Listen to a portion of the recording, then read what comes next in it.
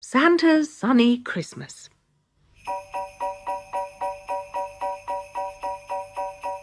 Rudolph put his head on one side and scowled. "We never needed one before," He said doubtfully. "We have to move with the times," Said Santa as he tightened the last screw. His new parceling machine was finished. "You see, the wrapping paper goes in here, the ribbon goes in here, and the present goes in this hopper and comes out at the back all wrapped and ready." Said Rudolph. "Very clever, I'm sure.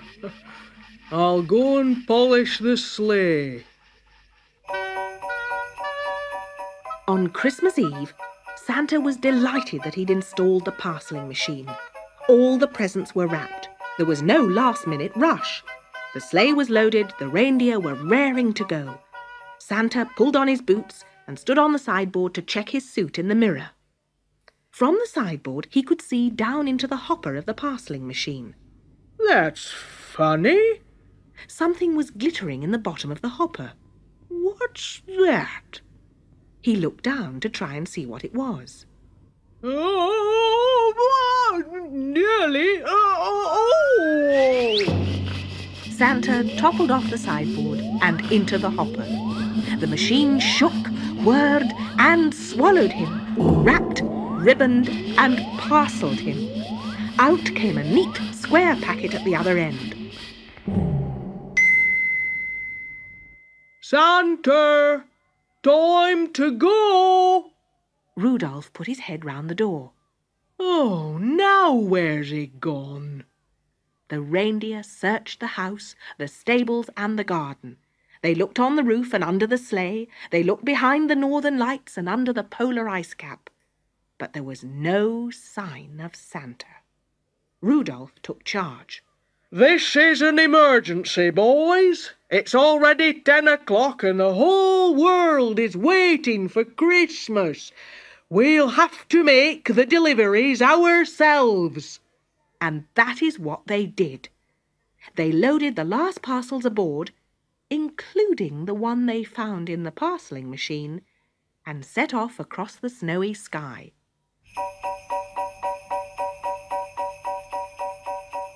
That year, the noise was terrible in the chimneys. Stamping and grunting was heard on roofs. Sooty hoofprints were found on fireside mats. But anyone who was woken by the noise kept their eyes shut and pretended to be asleep, for fear they got no presents. Rudolph delivered each parcel to the address on the label. Sooty and sneezing, tired and tetchy, he was left with just one parcel on the sleigh. It had no label on it. "Just have to take potluck," he said, and hurled it off the sleigh. The parcel spun dizzily down through the sky, missed the chimneys of Sydney, Australia, and landed splash in the rollers off Bondi Beach. It rolled and tumbled in the surf. A family of surfers came down to the beach to work up an appetite for Christmas breakfast. They spotted the box tumbling in the waves. "Look, a free picnic. Cold turkey and cranberry sauce, iced beer and Christmas cake." They paddled out to the parcel on their surfboards. But when they opened it, Santa poked his head out. "No, at last." He spluttered. Oh, it's hot. What a relief. Thank you. Crikey! It's only a boring old Santa. No turkey, no beer, no cake.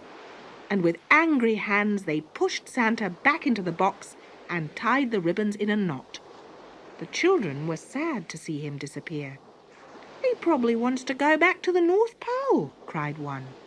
"Yeah, let's take him round to the post office." So they bundled him off to the post office and dumped him on the steps. The postmen were exhausted after Christmas. They sat about on sacks of letters, yawning and rubbing their feet. But they were really rather sad that Christmas was over. Ah, look at this. Another parcel with no address on it, said the Postmaster General when he found the package on the steps of the post office. And late, too. Oh, well, open it up, Bruce, and let's see if anyone wrote a name on the present inside. So they opened it up, and out popped Santa, saying, "Help, it's me! Look, please don't put me back inside again!" The Postmaster General was so astonished that he fell into a sack of letters and was almost posted to Wallaroo.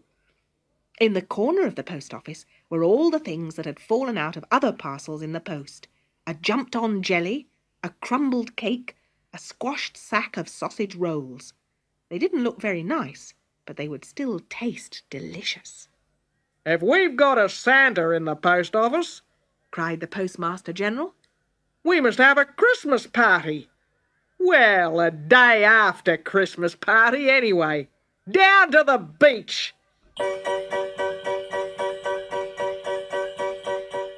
And off they all went, taking their picnic in a mailbag.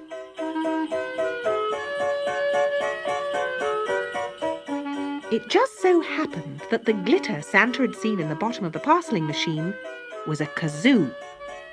And the Postmaster General was an amateur championship player of the kazoo. So he played, and the postman danced on the sand, and so did Santa. And all in all, everybody thought it was the best day after Christmas party they'd ever had.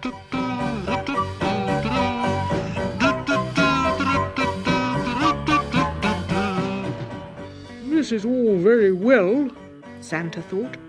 "but what kind of a Christmas is it when Santa and his reindeer aren't together? What's the matter, mate?" inquired the Postmaster General politely. "Well, I'm having a wonderful time," said Santa. "but I must admit I do rather miss Rudolph and the other reindeer." "Then send a telegram," cried the Postmaster General. Back at the North Pole, the reindeer were still searching frantically for Santa. "If we don't find him soon," said Rudolph, "I won't be able to stand the strain. Look at my fur. It's going grey with worry already." Suddenly, the doorbell rang. "Telegram for you, Rudolph," said a small reindeer with a peaked cap. "Don't go, postman," said Rudolph grandly. "Gather round, all you other reindeer. We have been sent a telegram." Opening the envelope, Rudolph read aloud. "On Bondi Beach. Please come. Bring bathing costume. Love, Santa." Pausing only to find Santa's red and white bathing suit, the reindeer set course for Australia.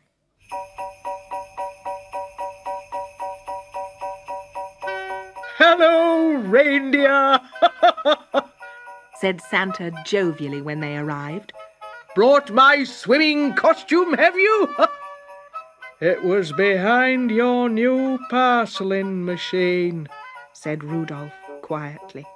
"Well, if it weren't for that machine, none of us would be here," said Santa.